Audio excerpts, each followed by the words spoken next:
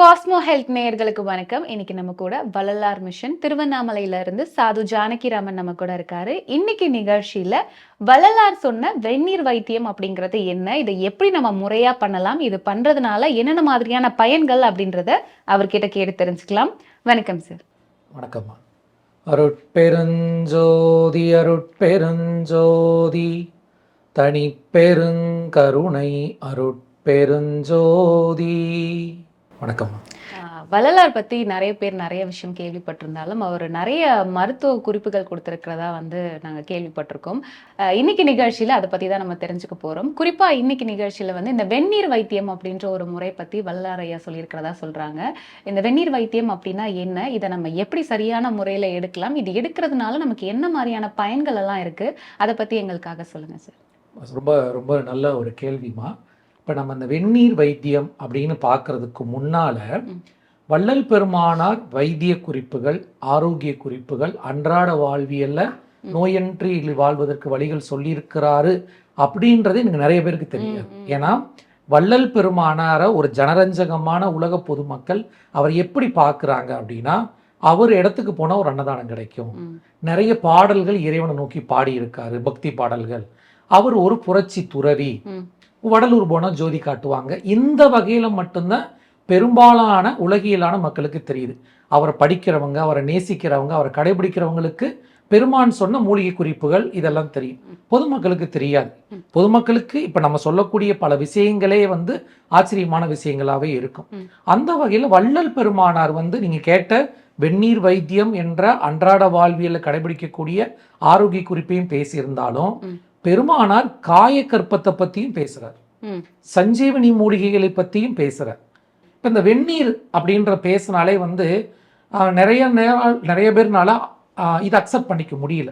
ஏன்னா பல ஆண்டுகளுக்கு முன்னாடி இந்த வெந்நீர் வைத்தியத்தை ஒரு 6-10 வருடத்துக்கு முன்னாடி இந்த டாப்பிக்கில் பேசும்பொழுது, இந்த வெந்நீர் குடித்தல்ன்றது ஆங்கில மருத்துவர்கள் கூறக்கூடியது. இப்போ நீங்கள் பொதுவாகவே ஒரு பஸ்ஸில் போகிறீங்க இல்லை ரயிலில் போகிறீங்கன்னா ஒரு ஃப்ளாஸ்க்லேருந்து வெந்நீர் குடிச்சிங்கன்னா என்கிட்டே கேட்பாங்க, சாமி என்ன உடம்பு சரியில்லையா, காய்ச்சலா அப்படின்னு கேட்பாங்க. ஏன்னா உடம்பு சரியில்லைன்னா வெந்நீர் குடிப்பாங்கன்றது நம்மளோட பழக்கம். இந்த வெந்நீரை யாரு குடிக்க சொன்னா அப்படின்னா ஆங்கில மருத்துவர்கள் குடிக்க சொன்னதா சொல்லி நம்ம வெந்நீர் குடிக்கிறது தேவையில்லை. இப்போ சில பேர் பார்த்தீங்கன்னா இயற்கை முறையில் உணவு எடுத்துக்கிறவங்க இருக்காங்க. அவங்களுமே என்ன சொல்கிறாங்க, இந்த வெந்நீரை ஏற்றுக்கிறதே கிடையாது, இது நம்ம மரபு கிடையாது அப்படின்றாங்க. இது முழுக்க முழுக்க தவறு. காரணம் என்ன அப்படின்னா, வள்ளல் பெருமானார் மட்டும்தான் இந்த வெந்நீரை குடிங்கன்னு சொல்கிறாரா அப்படின்னா, நீங்கள் முன்னாடி போய் சித்தர்கள் நிறைய பேர் சொல்லியிருக்காங்க. அகத்தியர் முதற்கொண்டு போகர் கங் எல்லாரும் தன்னுடைய வைத்திய குறிப்பில் தெளிவாக சொல்கிறாங்க. அதில் ஒரு சித்தர் சொல்கிறாரு, எப்படி சாப்பிடணும் அப்படின்னா நெய்யை உருக்கி சாப்பிடுங்கன்ற. நெய்யை உருக்காம உணவுல பயன்படுத்தக்கூடாது. சில பேர் அந்த நெய்யை கெட்டியா இருக்கும்போது உணவுல எடுத்து போடுவாங்க, தப்பு. நெய்யை உருக்கணும். மோரை நல்லா சிலுப்பி பெருக்கணும். சிலுப்பு பொங்கி வரும், அப்பதான் அது மோரா மாறும். நிறைய பேர் மோர்ல தண்ணி ஊத்திட்டாலே மோர்னு நினைச்சுக்கிறாங்க. சிலுப்புனாதான் மோர், சிலுப்பி அந்த வெண்ணெய் எடுக்கணும். அப்ப நெய்யை உருக்கணும், மோரை பெருக்கணும், நீரை சுருக்க வேண்டும்ன்றாங்க. நீர் சுருக்கி, நெய் உருக்கி, மோர் பெருக்கின்னு சொல்லுவாங்க. அப்போ சுருக்கன்னா தண்ணி கம்மியாக குடிக்க சொன்னாங்களா? கிடையாது.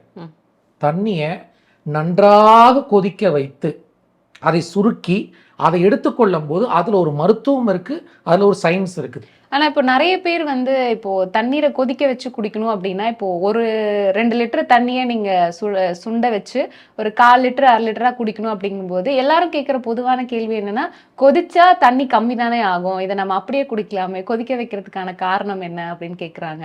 இதை நீங்கள் எப்படி பார்க்குறீங்க? ஆமாம், இதெல்லாம் அது யதார்த்தமான கேள்வி. இப்போ நீங்கள் கேட்குற 2 விதமான கேள்வி கேட்பாங்க. இப்போ என்ன கொதிச்சாலும் நிறைய குறைஞ்சு போச்சு, இதுல என்ன மாற்றம் வந்துருச்சு அப்படின்றது ஒரு பொதுவான ஒரு கேள்வி. இன்னொன்னு கேட்பாங்க, பொதுவாகவே வேக வச்சாலோ சமையல் பண்ணாலோ கொதிக்க வச்சாலோ சத்து தானே போகும், அதுல என்ன இருக்கு அப்படின்றது நம்மளோட இது மேலோட்டமான கேள்வி. நீங்க நம்மளுடைய கிராமங்கள்ல பாத்தீங்கன்னா சில கீரைகளை வதக்கி சாப்பிடுவாங்க, சில கீரைகளை பெரட்டி சாப்பிடுவாங்க, சில கீரைகளை வேக வச்சு தண்ணியை வடிச்சுட்டு சாப்பிடுவாங்க. இப்ப நானே பொதுவா நினைச்சிருக்கிறேன், ஒரு கொதிக்க வச்சுட்டு அதை வடிச்சோம்னா சத்து போயிடும் அப்படின்றது ஒரு மேலோட்டமான பார்வை. வள்ளல் பெருமான் தான் அருளிய அந்த உபதேச பகுதியில வைத்திய குறிப்புல கரிசலாங்கண்ணி பொன்னாங்கண்ணியை பயன்படுத்தும் போது ஒரு சொல்றாரு, அந்த கீரை வேக வச்சு வடிச்சு தண்ணி எடுத்துருங்கன்றார். அப்ப இது சொல்லும் பொழுது நமக்கு என்ன தோணுதுன்னா, எல்லா உணவுப் பொருட்களிலும் என்ன இருக்கு அப்படின்னு பார்த்தீங்கன்னா விசபாகம் அமிர்த பாகம் 2 இருக்கு. இப்போ சமைத்தல்னாலே நம்ம என்ன நினைச்சிட்டோம் அப்படின்னா அடுப்புல கொண்டு போய் வச்சாலே வேக வைக்கிறது, வறுக்கிறது, பொரிக்கிறது, அதுல ஆரோக்கியம் இல்லை அப்படின்றது ஒரு பொதுவான மேலோட்டமான சிந்தனை. அப்படி கிடையவே கிடையாது. நம்ம பெரியோர்கள் வேக வைத்தல், சமைத்தல்னா வார்த்தைக்கே உங்களுக்கு என்னன்னு பார்த்தீங்கன்னா அதை பக்குவப்படுத்தல்னு அர்த்தம் இல்லைங்களா? நம்ம இயல்ப கிராமங்கள்ல வந்து பெண் வந்து சமைச்சிட்டா அப்படின்ற ஒரு வார்த்தை இருக்கும். அவங்கன்னா அந்த பக்குவப்பட்டாங்கன்னு அர்த்தம். அதுபோல ஒரு உணவை நம்ம உடம்புல எடுத்துக்கொள்வதற்கு அதை சமைத்தல்னா அதை பக்குவப்படுத்தல்னு அர்த்தம். ஆனா இது மேலோட்டம் என்ன பண்ணிட்டோம், வேக வைத்தல், கொதிக்க வைத்தல், அதுல சத்து போகுதுன்ட்டோம். ஸோ அதுல இருந்து இப்ப நம்ம சப்ஜெக்ட்டுக்கு வருவோம். அந்த வகையில வள்ளல் பெருமான் சொல்ற ஒரு வைத்தியம், தண்ணிய 5 லிட்டர் தண்ணிய என்ன சொல்றாருன்னா 3 லிட்டர் 3 எடுத்து கொதிக்க வச்சு 2 லிட்டர் குடிங்கன்றார். அதாவது 5 லிட்டர் தண்ணி எடுத்துக்கிட்டீங்கன்னா ஏறத்தாழ 3/4 பாகத்தை வந்து கொதிக்க வச்சு சுண்ட வச்சு எடுங்கன்றாங்க. இப்ப நீங்க கேட்ட கேள்வி என்னன்னா, என்ன கொதிக்க வச்சாலும் தண்ணி தண்ணி தான். இதுல என்ன இருக்கு அப்படின்னா பெருமானாருக்கு தெளிவா பதில் சொல்றாருமா. ஏன்னா அடிக்கடி பெருமானார் வந்து என்ன சொல்லுவோம்னா விஞ்ஞான ஞானி இல்லைங்களா, புரட்சி ஞானி, விஞ்ஞான ஞானி. பெருமானார் சயின்ஸ் ஒட்டியே நிறைய பேசுவார். அதுல சொல்றாரு, தண்ணியை நீங்க எந்த நிலையில் எடுத்து வச்சாலும் அதுல தண்ணியில என்ன இருக்கும்னா மேல சிலிர்ப்பு என்ற விசபாகம், சிலிர்ப்பு என்ற விசபாகம். அது என்ன சிலிர்ப்பு அப்படின்னா, நீங்க தண்ணி குளிப்போம் இல்லைங்களா, குளிக்கும் போது பச்சை தண்ணி குளிச்சீங்கன்னா ஒரு நடுக்கம் ஒரு எடுத்தோடனே. இதுக்காக தான் வள்ளல் பெருமான் பச்சை தண்ணியில் குளிக்க கூடாதுன்றார். அந்த சிலிர்ப்பு வரும்போது உங்க உடம்புல இருக்கக்கூடிய உஷ்ணம் குறையுது, எனர்ஜி லாஸ் ஆகுதுன்றார்.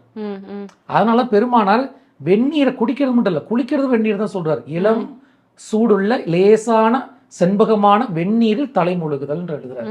அப்ப இந்த சிலிர்ப்பு இருக்குல்ல, அந்த குளிர்ச்சி ஆகாது சரீரத்துக்கு. அடுத்து பூதம் என்ற, பூதம்னா நீங்க நம்ம பேய் பூதம் நினைச்ச கூடாது. தமிழ் வார்த்தையில் என்ன சொல்லுவாங்கன்னா பஞ்ச பூதங்கள், 5 பௌதிக பொருட்கள், நிலம், நீர், நெருப்பு, காற்ற பஞ்சபூதம் சொல்லுவோம். 5 பூதம். அதுல நீர் தத்துவம்னு எடுத்துக்கலாம். அப்ப தண்ணியில சும்மா பார்த்தா தண்ணி, ஆனா அதுல என்ன இருக்குன்னா சிலிர்ப்பு என்ற விசபாகம், அதை விஷம் சொல்றாரு ஐயா. அடுத்து நீர் என்ற தத்துவ பூத பாகம் இருக்கு. இது 2ஐயும் கொதிக்க வச்சிடறோம். கடைசியே கீழே இருக்குன்னா அமுத பாகம் இருக்கு. அப்ப நீங்க ஒரு 5 லிட்டர் தண்ணி எடுத்து 3 லிட்டர் கொதிக்க வைக்கும் போது அந்த சிலிர்ப்பு என்ற விசபாகமும் நீர் என்ற பூதபாகம் நீக்கி நீங்க அமிர்த பாகத்தை மட்டும் கொள்வதனாலதான் வெந்நீர் எடுத்துக்க சொல்றாங்க. இதுதான் வந்து அந்த தண்ணியை சுண்ட வைக்கிறது. இப்ப நிறைய பெரும்பாலும் இன்னைக்கு இருக்க பட்ஜெட்டுக்கு அவெல்லாம் கொதிக்க வைக்கல, பெரும்பாலும் தண்ணியை சூடு பண்ணி குடிச்சிடறோம். பரவாயில்லன்னு எடுத்துக்கலாமே தவிர முறையா செய்யணும் அப்படிதான். ஆனா இன்னைக்கு கேஸ் சிலிண்டர் விற்கிற விலைவாசி, கரண்ட் பில்லுக்கு முடியல, வாய்ப்பு இருந்தா விறகு வச்சு எளிமையா இந்த மாதிரி முறையை கொதிக்க வைக்கணும். ஆனாலும் நல்ல தண்ணீர் தான் எடுத்துக்கணும். வள்ளல் பெருமான் சொல்றாரு, குடிநீர் நல்ல நீர் தான் எடுத்துக்கணும், உப்பு நீர் எடுத்துக்கூடாது. அந்த நன்னீரும் வெந்நீராக இருத்தல் வேண்டும். இப்ப கேட்கல, எல்லா நேரத்திலும் வெந்நீர் கிடைக்குமா? கிடைக்காது. அப்ப இந்த மாதிரி நம்ம வெளியே போறோம், எங்கேயோ ஒரு ஆற்று நீர் கிடைச்சிருது, ஊற்று நீர் கிடைக்குது. அப்ப நம்ம அதை எடுத்துக்கொள்ள வேண்டிய அவசியம் இருக்கு. எடுக்கும்போது அதோட தோசை எப்படி நீங்குது? அதுக்கு ஐயா வழி சொல்றாரு. அப்படி இது மாதிரி நீங்க வேற வழி இல்லாம எங்கேயோ இயற்கையான ஒரு வெந்நீரை அதாவது சாதாரண நீரை குடிக்கும் பொழுது கவனத்தை துரியத்துல வைங்கன்ற, இந்த உச்சியில வச்சு கவனத்துல வச்சு குடிச்சிங்கன்னா அந்த தோஷம் நீங்கிரும்ன்ற. அது எப்பொழுது, அதுக்குன்னு எப்பயுமே கிடையாது. மற்ற நேரங்கள்ல வெந்நீர் தான் குடிக்கணும். இப்ப நீங்க பாருங்க இப்ப பெரும்பாலும் உலகியல்ல பாத்தீங்கன்னா இந்த வெந்நீரை அடிக்கடி எடுத்துக்கூடிய கலாச்சாரத்துல சீனர்கள் இருப்பாங்க. அந்த சைனா சார்ந்த அந்த அனைத்து மக்களும் இருப்பாங்க. முக்கியமா இந்த கிரீன் டீன்னு ஒன்று எடுப்பாங்க. எப்பொழுதும் பாத்தீங்கன்னா நல்லா கொதிக்க வச்சு அந்த கிரீன் டீ எடுத்துக்கிட்டே இருப்பாங்க. நீங்க பெரும்பாலான மக்கள், அந்த சீன மக்களுக்கு பாத்தீங்கன்னா நிறைய பேருக்கு தொப்பை இருக்காது, கொஞ்சம் ஹெல்த் கான்சியஸ் உள்ளவங்க, ஃபிட்னஸா இருப்பாங்க. அப்படின்னா இது கொழுப்பு குறைக்கும் அப்படிங்கிறது கண்டிப்பா உங்களுக்கு வந்து பாத்தீங்கன்னா இது நிறைய முதல் ஜீரணம் நன்றாக நடக்கும். அதுல வந்து நம்ம எந்த இதுவுமே கிடையாது. அதனாலதான் பாத்தீங்கன்னா அவங்க கிரீன் டீ எடுத்துக்கிறாங்க. அதுலயுமே ஒரு சயின்ஸ் இருக்கு. இப்போ ஒண்ணும் இல்ல, உங்களுக்கு வயிறு மந்தமா இருக்கு, ஜீரணம் ஆகல, என்ன பண்றோம், நல்ல சூடா தண்ணி கொஞ்சம் கொஞ்சமா குடிச்சிங்கன்னா, சில பேர் டீ குடிக்கிற பழக்கம் கூட வந்திருக்கும், அந்த சூடா குடிச்சோன்னே ஏதாவது ஒரு ஏப்பம் வருது. ஸோ அந்த ஜீரணத்துக்கு ஒரு உதவியா இருக்கு. அடுத்து வந்து பாத்தீங்கன்னா ஆல்கலைன் அசிடிட்டி, அசிட் ஆல்கலைன் சொல்லுவாங்க, அதாவது காரத்தன்மை அமிலத்தன்மைன்னு சொல்லுவாங்க. இது வந்து நீங்க மாடர்ன் மெடிசன்லயும் உண்டு, பாரம்பரிய சித்த வைத்தியர்களும் இந்த தன்மையை பேசுவாங்க. அதாவது என்னன்னா, ஒரு ஆரோக்கியமான ஒருத்தருடைய உடல் எப்படி இருக்கும்னா அல்கலைனா இருக்கும். காரத்தன்மைன்னு சொல்லுவாங்க. காரத்தன்மை நீங்க காரம்னு மிளகா காரம் நினைச்ச கூடாது, எல்லாம் மினரல் சத்துக்கள் எல்லாம் போதுமானலாம் சேர்ந்து உடம்பு இருக்கக்கூடியதான் காரத்தன்மை. நீங்க இப்ப கிழங்குகள் நம்ம சாப்பிடுறோம், எந்த கிழங்குமே வள்ளல் பெருமான் சாப்பிடக்கூடாதுன்றார். ஏன்னா எல்லாமே வாயு, பூமி கீழே விளையிறது பெரும்பாலும் நம்ம எடுத்துக்க மாட்டோம். ஆனா பூமி கீழே விளையிற கிழங்குல ஒரே ஒரு கிழங்கு மட்டும் நம்ம மரபுல எடுத்துக்கிடுவாங்க. வள்ளல் பெருமானா அதை சொல்றாரு, அது பேர் கருணை கிழங்கு. அதனால பேர்லயே கருணை வச்சாங்க பாருங்க. இந்த உடம்புக்கு கருணை செய்யுமா? காரணம் என்னன்னா, பூமியில் இருக்கக்கூடிய அத்தனை அல்கலைனையும் எடுத்து கொடுக்கக்கூடியது. நீங்க பாத்தீங்கன்னா உடம்பு அமிலத்தன்மையா மாறுதுன்னா அவர்களுக்கு ஜீரண மண்டலத்தில் தொந்தரவு வருமா, ஜீரணம் நல்லா நடக்காது, அவங்களுக்கு பைல்ஸ் கம்ப்ளைண்ட் வரும், மூலம். நீங்க சித்த வைத்தியத்துல போய் பாத்தீங்கன்னா மூலத்துக்கு மருந்து என்னன்னா கருணைக்கிழங்கு லேகியம், இல்ல கருணைக்கிழங்கு புளி சேர்க்காம குழம்பு வச்சு சாப்பிடுவாங்க. ஏன்னா அந்த கிழங்குல என்ன இருக்குன்னா முழுக்க முழுக்க ஆல்கலைன்.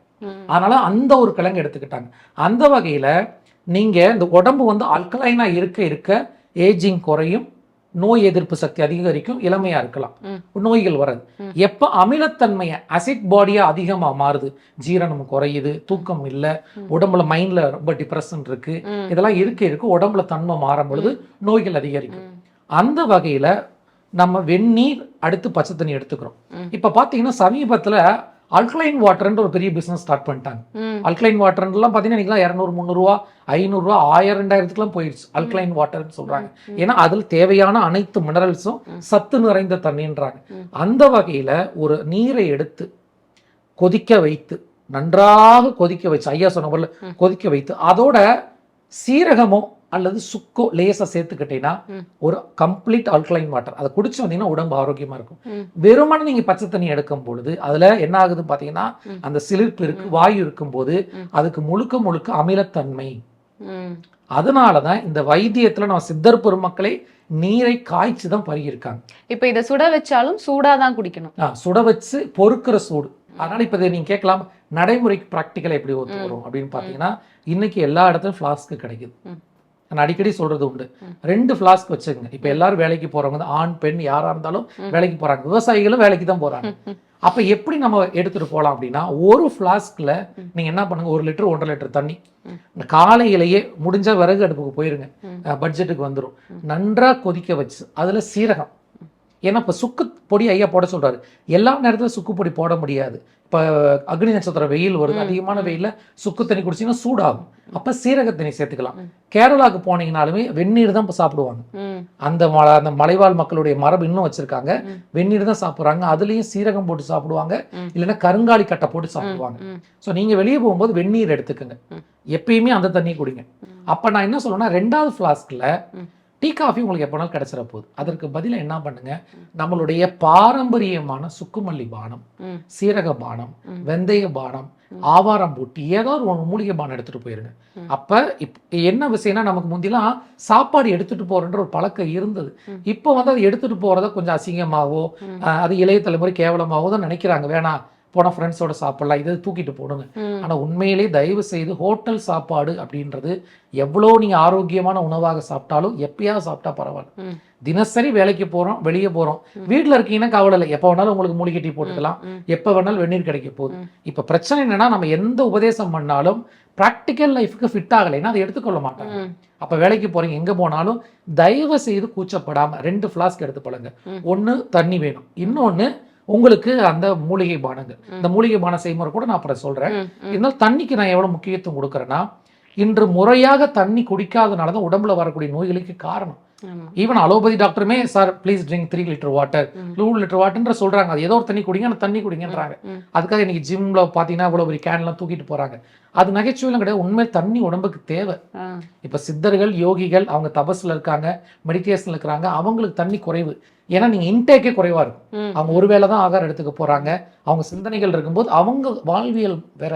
நம்ம உலகியல வேலைக்கு போகும்போது நிறைய யோசிக்கிறோம், மைண்ட் டிப்ரெஸ் ஆகுது, அலைகிறோம், வெளியில ஓடுறோம். அப்ப தேவையான நீருமே உடம்பு கொடுக்கலைன்னா கண்டிப்பா எல்லா நோயும் வரும்.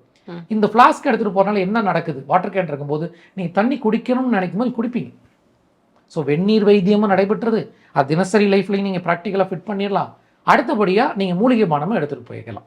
இந்த வெந்நீர் நம்ம குடிக்கிறதுனால என்ன மாதிரியான நன்மை இருக்கு, எதனால வளர்ந்தவர்கள் இந்த வெந்நீரை குடிக்க சொன்னார், உடல் என்ன மாதிரியான மாற்றங்கள் நம்மளால பார்க்க முடியும்? ஓகேம்மா, இப்ப ஆக்சுவலி வந்து இந்த வெந்நீர் வைத்தியத்தை நிறைய பேர்னால இயல்பா ஏற்றுக்கொள்ள மாட்டாங்க. வள்ளல் பெருமான் சொல்லக்கூடிய உணவு முறைகள், நெறிமுறைகள் எல்லாமே ஒரு சித்தர் நெறியில, ஒரு யோக நெறியில, யோக மார்க்கத்துக்குன்னு கொடுக்கப்பட்டது. நம்ம உலகியலா வேலைக்கு போனாலும் ஐயா ஆரோக்கியத்துக்காக நம்ம அதை எடுத்துக்கொள்றோம். அதனால இதை எவ்வளவு பேர் ஏற்றுக்கொள்வாங்கன்னு தெரியாது. வெந்நீர் தான் எடுத்துக்கொள்ளணும். இதை எடுத்துக்கொள்றதுனால பலன் என்னன்னா, ஜீரணத்தன்மை நல்லா நடக்கும். அடுத்தபடியா பாத்தீங்கன்னா, நீங்க ஒரு 5-6 லிட்டர் தண்ணி, இயல்பான தண்ணி குடிக்கிறத விட இந்த மாதிரி வெந்நீர் அதை வந்து குடிக்கும் பொழுது நிறைய தண்ணி குடிக்கிறன்றதும் குறைஞ்சு, அதாவது தேவையான தண்ணி குடிச்சா போதும், முறையான தண்ணியிலேயே அதை எடுத்துக்குது, ஜீரணம் நல்லா நடக்குது. உணவு ஜீரணம் நடந்தாலும் உடம்பு ஆரோக்கியமா இருக்க போகுது. இப்போ ஜீரணம் தான் பெரிய தொல்லையா இருக்கு. அடுத்து கிட்னிக்குமே உங்களோட வேலைகள் பணிகள் குறையுது, உள்ளுறுப்புக்கும் வேலைகள் பணிகளை குறைக்கிறீங்க. அப்ப உடல் எல்லா விதத்திலையும் ஆரோக்கியமா இருப்பதற்கு இந்த வெந்நீர் வந்து இது 1-2 நான் சொல்லி அதை சுருக்க விரும்பல. உடல் மொத்தமான ஒரு ஆரோக்கியத்திற்கு, முக்கியமா ஜீரணத்திற்கு, உடல் இரத்த ஓட்டத்திற்கு, அனைத்திற்கும் இது மிகப்பெரிய ஒரு உதவி செய்யக்கூடியது. அதனால வந்து வெந்நீரை வந்து நம்ம பேசிக்கிட்டே போகலாமா. அதனால அதுக்கு முன்னாடி நான் மறுபடியும் சொல்ல வேண்டியது, வெந்நீர் குடிப்பது என்பது ஆங்கில மருத்துவத்திலிருந்து வந்தது கிடையாது, வெளியிருந்து வந்தது கிடையாது. இது நம்ம மரபிலே பழங்காலங்களாக இருக்குது. சித்தர்களும் இதை குறிப்பிட்டிருக்கிறாங்க. ஸோ பொறுக்கிற அளவுக்கு சூட்ல சுடு தண்ணீர் குடிச்சா உடம்புக்கு பல வகையான நன்மைகள் இருக்கு இல்லையா? ஓகே. இன்னைக்கு நிகழ்ச்சியில வள்ளலார் அவர்கள் வெந்நீர் வைத்தியத்தை பத்தி என்ன மாதிரியான விஷயங்கள் சொல்லியிருக்காங்க, அதுல பின்னணியில இருக்கக்கூடிய விஷயங்கள் பத்தி எங்களுக்கு தெளிவான விளக்கம் கொடுத்தீங்க. ரொம்ப நன்றி. நன்றிமா, நன்றி. அருட்பெருஞ்சோதி.